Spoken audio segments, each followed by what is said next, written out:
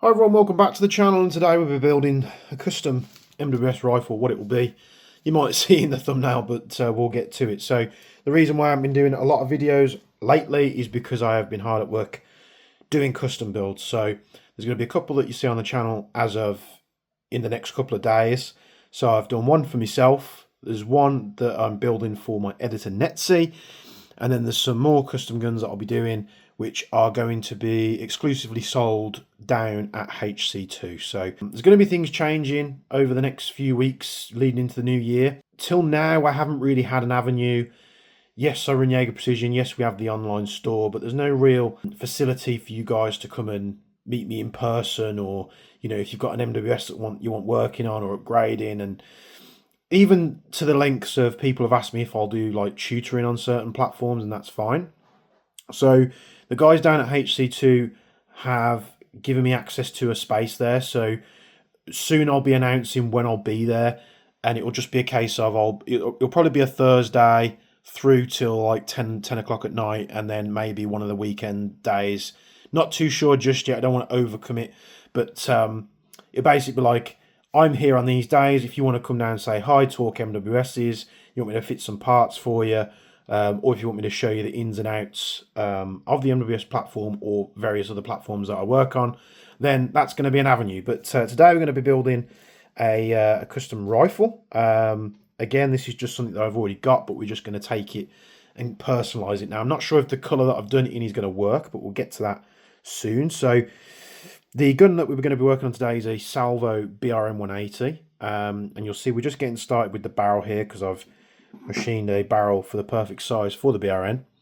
And what you can see here is with the BRN hops, the arm kind of catches on this one edge if you're using a Titan nub. And basically the hop arm is kind of like not perfectly, sort of like the bit for the nub isn't perfectly in the middle, and it's due to how these hop arms work. So if you're using like the standard, this is going to be a long video, so I apologize, but if you use like the standard nubs, it's placed a bit more forward because it drops down a bit further, and because the arms work on this like lever mechanism, they start there, and then as they push back, it starts to push the nub towards the back of the rubber. This is just a design of the MWS, and obviously it's been copied in other MWS models. So what we're going to do, first of all, we're going to need to relieve this. So we're going to get a file to start with, and I'm just going to relieve some of the pressure from this hop arm. So you'll see this part of the arm sticks out a bit further, and we don't really need that for what we're going to do. So the Titan nubs, I do get a lot of questions on the Titan nubs. The Titan nubs are made for TM spec hops. That's what they were designed for. So you will have maybe a little bit of fettling to do if you're using like a Double Eagle or a Salvo. And that's just because Double Eagle and Salvo do things a little bit differently to the parent TM model. So we have said things in the past with Double Eagle when we looked at their N4 and stuff, and we said that, you know, the arms are a little bit, they apply a bit too much pressure, so you have to relieve them, and usually it's this piece here.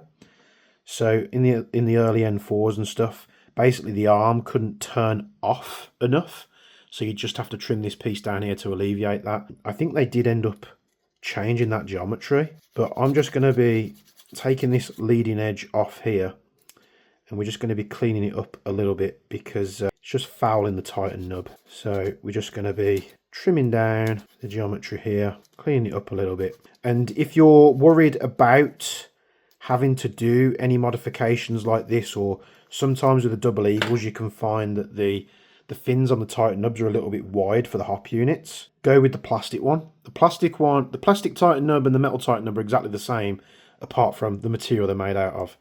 So you see I've just relieved that a little bit there. We're still catching it just a little bit, so I'm going to remove a little bit more material. So yeah, you may have to do this. If you think you might have to do this, the plastic nubs are going to be a hell of a lot easier for you, because if the gap here is a bit narrower on your hops, which is it's like it on the Double Eagles, and you need to file the arms down the Titan nub a little bit, the plastic's a lot easier to deal with. That being said, the plastic nubs are not as strong as the CNC ones. The CNC ones are made out of 70-75 aluminium, and they are CNC machined, so they are a hell of a lot stronger. So it's the same part. It's just it's not going to break potentially like the plastic ones could if you were applying a lot of pressure, because there's not a lot of material there. We're working with tight spaces. So I am just going to relieve this hop arm a little bit. If push comes to shove, what I could do is just replace the arm. I do have a couple of spare TM1s lying around, so I could always throw one of them in. So I'm just making this a little bit better so that basically we're not applying too much hop. And there we go. So you'll see the interface with it is a lot better now, and as we push down, it's not catching on this rear edge here. So before it was sat like this because it couldn't come down enough. Now, just at its resting position, it's going to be a proper resting position rather than applying too much hop, which if you're using light ammo could be a little issue for you. So we've got a nice stainless barrel, and we've got a Flamingo 60 hop rubber. I keep dropping all this stuff. It's going to take a bit too long, so don't worry, we're going to get to the meat and potatoes in just a moment. But I thought we'll start with and I could have put an aluminium Titan nub in here, but with how quick the aluminium Titan nubs fly out, I didn't want to take one out of stock of the website and potentially have one of you guys needing one and not being able to get one. So there is plenty in stock at the moment, but as always, I just try and make sure the parts are in stock. The aluminium ones have become a hell of a lot more popular than the polymer ones or the plastic ones. So we just...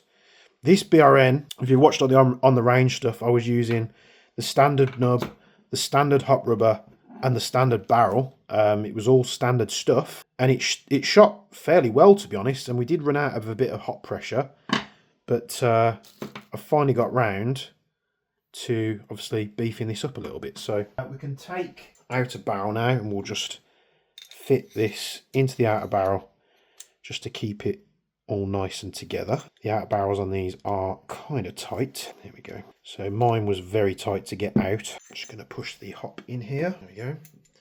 So that's going to keep all that together, and we have no hop on at rest. Got a little bit of play there, and then when we want to add hop, the Flamingo will... I see where it's catching now. So it's catching the Titan nub on the outer barrel, so we need to address that. So let's address that first. So we have to get this back out. Now the hop was a pain to get out as standard, so I just presumed, oh, you know, we can whack this in here. So all we're going to do is we're going to take off the O-ring, we're going to pull the Titan nub out, and we're just going to trim down the ends because they're a little bit long. Just take a little bit of plastic off there each side just to make sure we're not fouling the outer barrel. So it was the outer barrel which was keeping that in place. So let's do a quick test fit here, and now the nub isn't protruding out from the hop. So this is just one of them things with the double eagles and the salvos where they're not quite the same as... They're very close, but they're not quite the same as TM spec. So we can put this back in here and give it a go. See, the hop unit still is a tight fit. So hopefully now... There we go. There's our hop. So we're still getting stuck a little bit. So it's got to be in the other dimension as well slightly. So we can take this back off here. We could just fit a normal nub. But what we're probably finding is that not only is it sticking on the sides, it's also sticking on these flat bits here. Now, I have fitted a lot of these Titan nubs into MWS replicas. I've never had an issue like this before, but that's not to say that every model that these companies come out with is going to be the same. In an ideal world, if we could get like TM, you know, original parts like hop units and stuff, we'd probably just be fitting those into most things. So we're going to try this again. And basically, whenever you're building stuff like this, there's always a bit of fine tuning and fettling involved. The BRN-180 is the first time I've ever come into this issue before. It's still gripping it a little bit. So I'm going to just trim this down because in the interest of time, this is going to be a super long video anyway, but I'm just going to trim this down, just file it away a little bit, make it fit properly, and then we'll be back on camera. Right, so that's now much better. What I actually found was, I mean, it should have been a bit of a telltale sign with the scoring on the hop unit here, was this. I think this is a steel barrel. I do have a magnet somewhere. I'm pretty sure this barrel's steel. Let's pull this motor here that's dragging everything on the desk. See, it's a steel barrel, and you've got some pretty heavy burring on the steel barrel, so all I've done is I've just filed that slightly, and now the fitment's much better and it all springs back like it should. So our barrel's done. I have a box of bits here that I need to remember how it all goes back together, but we're going to start putting this thing together. Now I have done my BRN in an unconventional colour. Many of you are probably not going to like it, but we've gone for the same colour as the anodizing that Q use on their honey badgers and such, so I think it's going to turn out really well. It's a very bizarre colour, so it's not something that a lot of people are going to have. But it's called champagne with Cerakote, so we can got a load of bits here. I did the stock in it as well. I do have some black dye-free Co stuff off the rifle, which when we eventually get our restock. So I ordered a bunch of dye-free Co stuff back in July this year, and it still is an ongoing dispute with a mislabeled delivery, but we won't go there today. So I've got a bunch of bits here. I need to remember what everything is for. So we've got the block there, which is for our barrel. I need to be careful with this because it's got the hop adjuster and it really wants to spring out. So let's quickly grab that. We should be able to extract this. Is it 1.5? No, it's not. It's 2 mil. So we can spin this out here. We could probably add this first, to be honest, which would probably be easier for us rather than having to slide this in later. So we could do that. So let's do that. Like I said, this is a very ad hoc video from me.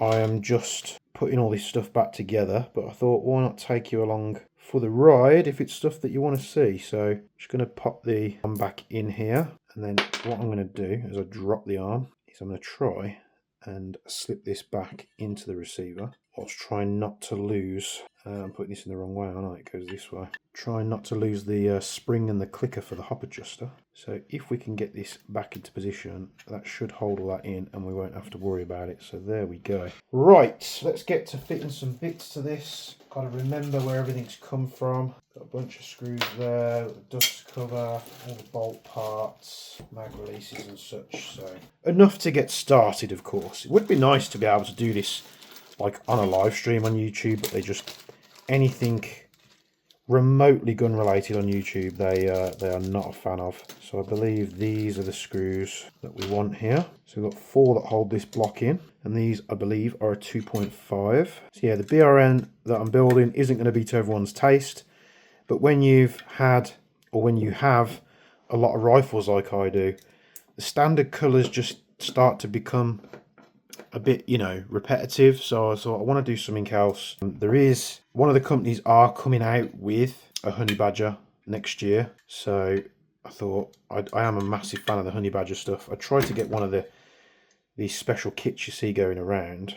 I think I might have made a mistake here because I need to put these blocks in. Right, just need to put those in first. Again, this gun has been stripped and has been sat there waiting for a while for Cerakote. I would have been doing Netsy's gun first, but I've had to wait because we wanted to do something with the outer barrel, and then that didn't work, so I've had to order some parts, which are just taking a bit of time to get here. So I thought, well, wait, because I'm going to be busy with that when it's ready. So you see, we've got these little notches in the bottom here, and these hold these little blocks. So those go in and they sit on the rails there. Now I do need to be careful not to lose that spring and detent, or we're having a bad day. So let's get some tweezers that will help us with this. I believe they are indeed the same part either side. This part probably isn't going to want to go in easily. It's good that I remembered that, and there'd be nothing worse than, or there is nothing worse of putting a gun completely together and just missing a step and then having to take the whole thing apart again. So there we go. The little block that's got threads on it just sits in there like that. So let's try grabbing it from this section this time, straight in. And then we can push that block in and that will hold those in. So these are held in. This helps hold all this together. So we'll shove these screws back in with a 2.5. I did go for a wacky colour on the bolt as well. So the bolt colour, what I will say is I'm just trying out with this combo. The Q stuff do have this clear anodize that they do, which comes out looking like this, and then they have like a grey colour, Now, I didn't have the grey colour, or I hadn't ordered it yet, so I'm going to be trying out a different colour which is much darker, and we'll see how we get on with it. So we've got more screws in this little bag here. So we've got 2 here which slide in, and basically these grab those little blocks that I just put into place there. We're at 2.5mm Allen key again. What would have been ideal is me doing a video on how to completely strip the BRN-180. However, at the time I was stripping multiple guns, and you just get into a flow and you start doing stuff and you're like, yeah, let's just get this done. So that's going to go on there like that. Okay, so we can take our outer barrel, slot in there like that, and that slots in with this little castle nut style thing here. And you actually, in the box of the BRN-180s, you get this little wrench which is perfectly suited for this. Now I am going to nip this up by hand. I'm not going to torque it down just yet, just in case we need to get all this apart again if we're changing stuff up. So one thing I might have to put in first is this multi-part like fake gas system. So they've replicated all these details. I think I'm going to have to do that while the barrel's off. So again, it's a good reason why I didn't torque it down. I didn't feel like I torqued it down much. Let's give it a tap. But this BRN-180, I've been so impressed with it, to be honest. It's such a joy to use. Not only does it not have massive amounts of recoil, it's a very precise, like when you're using it, the gun feels very precise, and it's very quiet for a GBBR. So if you're looking for something that's really loud or something that has tons of recoil, BRN is probably not for you. But it's very lightweight, it's very precise, like I say, it's really easy to shoot. There's not a lot of recoil on it at all, and it's quiet. So we have this block that goes on. Now this block also attaches to the front rail here. I'm just going to loosely put these screws in. So we've got 8 of these screws, and then we've got a big grub screw which sits there, which basically there's like an angled hole on the barrel, and it kind of pinches it in there. So we're just going to loosely put these bolts in. Might be difficult to look at this colour. I mean, on camera it's going to look different to what it looks like in person. In person it is, I'm only going off what I can see on the phone screen, but in person it does look better. So we've got 2.5 again. Just going to nip these up. Doing anything like this, I tend to go opposites to try and help square it up a little bit. Again, we're not torquing these down just yet. These will all come apart and be Loctited in, but I've learned over the years to just be 100% sure you want it locked there before you Loctite it. So we've got this big grub screw on the bottom here. I believe it's a 4mm, and that just grabs the barrel, and then as you tighten it up, it's on like a wedge, and it pulls it into the receiver. So that's the 2.5. Right, that'll do for now. So you can start to see it's taking shape. So our barrel system and our rail and everything's on there. Probably going to put the bolt together next. So do we have the part? One thing I hadn't Cerakoted was the charging handle. Right, so the bolt, we've gone for Magpul Stealth Grey, and this is a very subtle grey colour. I should have done this as well, but honestly it doesn't matter all that much. It's going to give us a bit of contrast with different coloured parts, and it'll probably make the bolt pop a little bit more being close to, you know, a black part. So we get this fitted here. Make sure we clean out anything from the Cerakoting process in the bottom of the bolt here, because we always get a bit of like debris and stuff. Just make sure that's clear. We run a cloth down it. There we go, that should be all clear. Looks fairly good to me. We get our nozzle, and we can get a little bit of goop. This was fairly clean before it came out. Already got an impasse valve in there. This can slide in, and then I'm going to pull this part through. Put the little block on there to capture that in place. And you'll know from before, if you watch the older videos, these have a very poor seal on them. And an easy way to get rid of that is use like one of these. I think this is a 4mm E-clip. I just bought a multi-set off of Amazon, and it just pulls that bar back and holds it further back, helping that O-ring seal. Some of the people, like Myriad in the Discord, his rear nozzle piece didn't even have an O-ring on, so you just need to check that before you use it. And putting this piece on is a little bit more of a ball ache compared to your standard MWS bolts. So you need to line this up, get it in here like that, and we pull it over.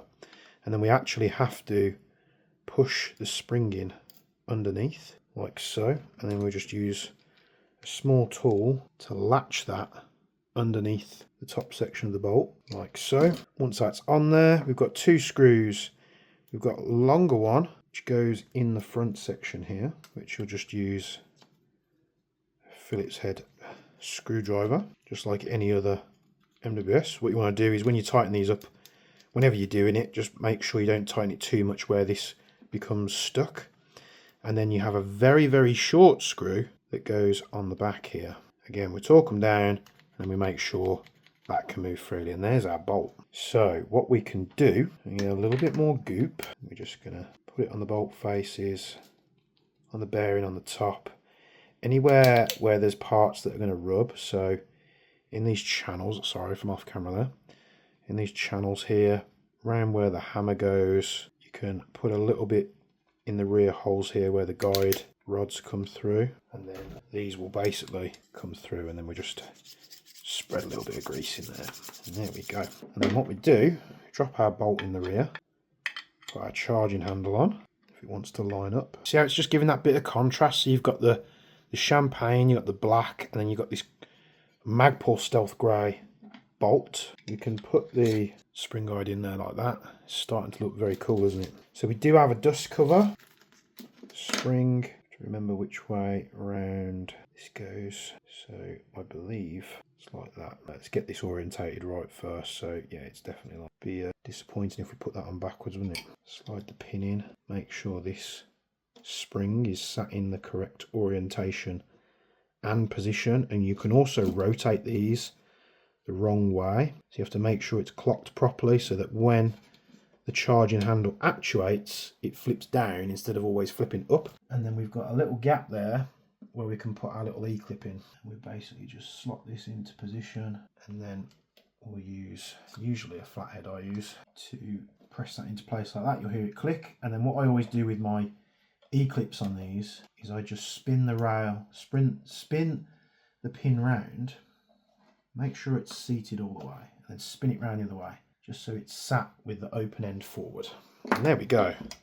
There's our bolt release. So you should be able to see now, hopefully you can, maybe not, just that little contrast difference. So there's the upper all together. This is probably going to be an hour-long video, but I'll try to stay focused and go as smoothly as possible. We did forget one part here, which is the little stopper for the side folding stock. So we'll just flip this round. 2.5 Allen key, and that just screws on the opposite side, like that. There we go.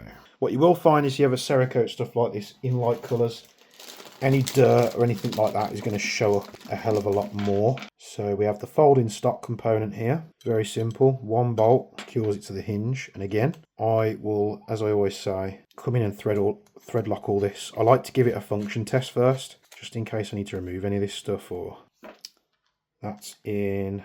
This goes that way. So this is the little rubber butt pad. 2.5mm Allen key on that as well. The stocks from Salvo have QD inserts. So some stocks will have just the QD built into the aluminium of the stock. Now Salvos, I've seen this on the MCXs and the BRN, have these little inserts, so these little steel inserts.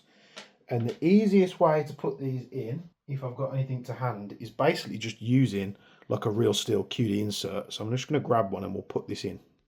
So here is just one off my Agilite sling here. You can take the QD point. That locks into there because this is a locking QD point. And then you just use the QD point as your tool. I did the same thing to get them out. Again, I'll come back and lock all this stuff, because the other thing you got to remember as well, it's not all the time that I'll Cerakote my own rifles and I'm happy with the colour. So the last thing I'd want to be doing is thread locking all this stuff in and going, actually I don't like the colour, I want to recoat it, and then having to heat all the parts up to get all these screws back off. So that is another reason why. Let's take that lower receiver here. I'm going to chuck a Z plate in. So let's get our lower receiver bits. Got our grip. So we can't put the grip in yet because we've got to put in the body pins, and the body pin has a little grub screw that goes underneath the grip. Let's have a look in here. And again, I bag everything up. I usually bag stuff in assemblies.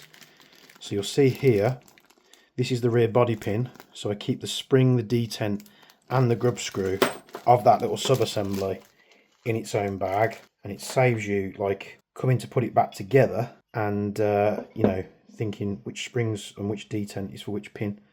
Now I'm pretty sure they're probably the same, but we are going to err on the side of caution with this stuff and put this stuff in. So what we might have here is a little bit of, from the process of Cerakoting this, we might just have a bit of build up in the hole here. So we're just going to be clean that up a little bit to push that back out to clean it. What did I use? I think I used this little bit of wire before. Just clean that out of any dust. Pin in again with our spring. And then this, I believe, is a 1.5. Just had the 1.5. There it is. And this will hold the spring and the detent in place. Not all of them have it under the grip like this. Sometimes they're at the back, but obviously we've got all the rail stuff, section stuff there. So we could put in our nut for our grip. I am using black coloured parts, but I think I will, once we get this issue resolved with the supply problem, I probably will change these out to grey. We will see. Get this lined up here. Get our grip on there. Who knows? Black might look absolutely fine. We might just leave it with the black parts on there. A plug for our die-free co. Now we've got extra bits that we could put in first. So we could put the front body pin in.